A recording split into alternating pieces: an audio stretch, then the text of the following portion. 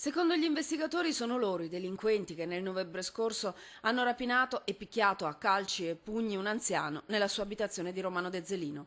L'uomo, un novantenne che viveva solo, era finito all'ospedale per quasi un mese. I suoi assalitori avevano agito a volto coperto ed erano svaniti nel nulla con 2 orologi e una medaglietta con l'immagine della moglie, morta. Ora i carabinieri hanno catturato 2 romeni, un uomo e una donna, la presunta basista. Si tratta di una donna che bazzicava qui nel Bassanese e che aveva avuto dei rapporti con l'anziano, aveva conosciuto l'anziano, era entrata in contatto con l'anziano, ne aveva appreso le abitudini. Secondo le indagini, 2 complici sono ancora in libertà, probabilmente all'estero. Una violenza bestiale e gratuita era avvenuta quella notte, forse in cerca di un bottino assai più cospicuo. Probabilmente avevano idea di trovare ben altro, sicuramente molto denaro contante e anche oggetti di valore.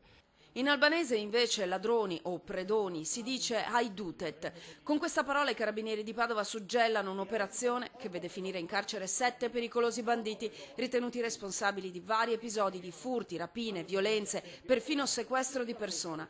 Gli ultimi 3 arresti sono stati effettuati ieri nel centro Italia, ma ad oggi all'intera banda sono stati attribuiti almeno una trentina di furti e tentati furti in abitazione effettuati tra luglio e settembre dello scorso anno nella provincia di Padova, tra il capoluogo, Monselice, Abano Terme ed Este, colpi indiscriminati. Diciamo che la tecnica adottata è il nome dell'indagine che abbiamo chiamato con un nome albanese Haidutet, che significa ladroni o predoni, era il modo esattamente di razziare. Sarebbero anche responsabili di oltre un centinaio di analoghi crimini tra ottobre e febbraio di quest'anno in varie province italiane del sud e del centro, ma anche a Vicenza e Bologna. Razzie varie che avevano permesso loro di accumulare un bottino complessivo stimato in oltre 300.000 euro.